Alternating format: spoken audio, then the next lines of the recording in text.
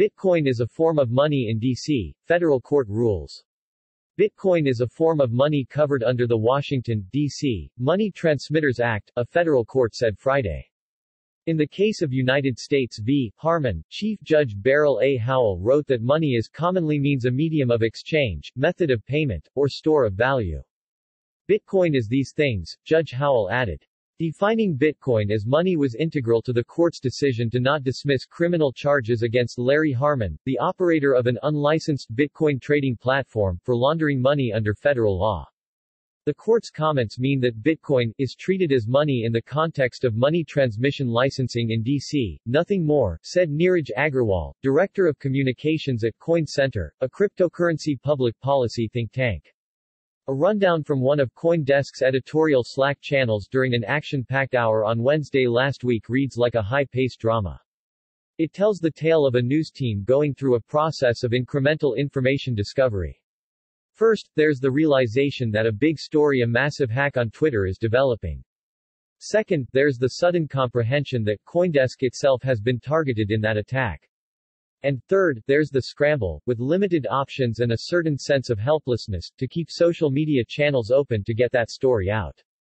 It's a tale, also, of how media and information services like ours have developed an unhealthy dependency on centralized social media platforms over which they have very little control.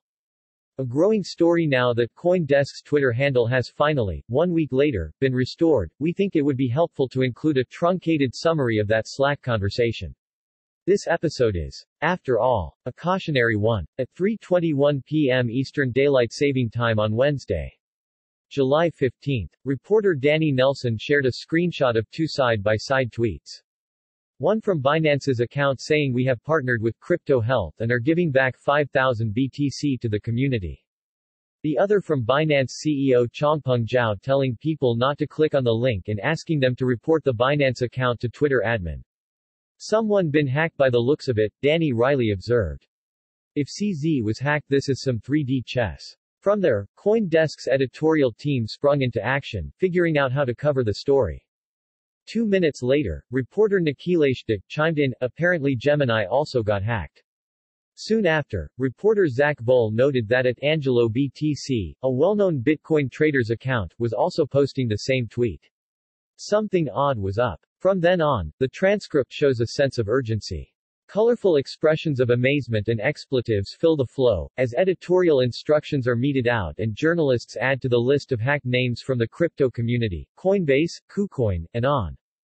At 3:45 p.m., as it dawned on the team that this was something central to Twitter, rather than isolated to individual accounts, reporters David Pan and Nikhilesh Dik chimed in simultaneously with links to a bombshell tweet. At CoinDesk was tweeting out the same cursed message. Dik proactively tweeted a message from the CoinDesk account via TweetDeck, to which he still had access, warning people to ignore the hacker's message. Meanwhile, CoinDesk's head of tech and product, Parker Ferguson, spun up a separate Slack channel for editors and tech support to figure out how to address the CoinDesk outage problem. Then, at 4:20 p.m., with two teams now scrambling to tackle both the writing and technical needs, reporter Benjamin Powers weighed in with and shared a tweet from Elon Musk's account. The attack had leapt outside of the crypto community. It would soon grow to encompass the accounts of Apple, Joe Biden, Barack Obama and more than 100 others. The lesson is that news organizations like ours, as important as ever in providing trusted information, are overly dependent on the behemoths of the Web 2.0 era. Reporters and editors shared ideas on how to attack such a big story. But CoinDesk's Twitter management problems were about to get worse. At 4:39 p.m., De weighed in again to the Slack channel. I just lost TweetDeck access at channel, he wrote, quickly adding, and social flow. Not only could the team not delete the offending tweet from the hackers, they could no longer put information out on the @CoinDesk feed. Who knew what else might be hit? Was Twitter protectively shutting down access to its API, or did the hackers now have complete control of all our tools? I guess the only good news is that it's not just us, posted podcast editor Adam B. Levine. So they Twitter have to fix it. But until then we're passengers on this ride a long way through the evening until after midnight. Reporters and editors scrambled to get out articles based on this big, multifaceted story. While members of the editorial and tech teams coordinate outreach to Twitter and to come up with jury-rigged solutions to keep an open channel to our Twitter audience. The decision was made to shift all tweets to a separate CoinDesk account, at CoinDesk Markets, and just hope it wouldn't be taken down. That account, which has less than a 20th of the followers tracking the main at CoinDesk account, became our core Twitter publishing vehicle for the next 7 days. A waiting period then ensued. Other accounts had their access restored, but at CoinDesk was delayed. It wasn't until Wednesday this week that we learned why, at CoinDesk was among 36 of the total 130 hacked accounts that had their direct messages accessed. Finally, on Thursday, after much wrangling with Twitter administration, CoinDesk's access to its account was restored. A look at the DMs suggested all was in order. The DMs from the account are not used very often, either by CoinDesk editors or outside users.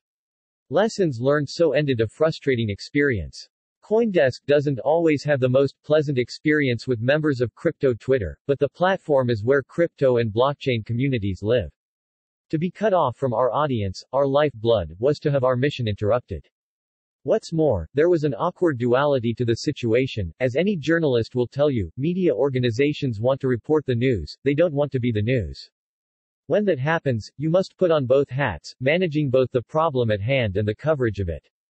The lesson is that news organizations like ours, as important as ever in providing trusted information, are overly dependent on the behemoths of the Web 2.0 era, Facebook, Twitter, Instagram and YouTube.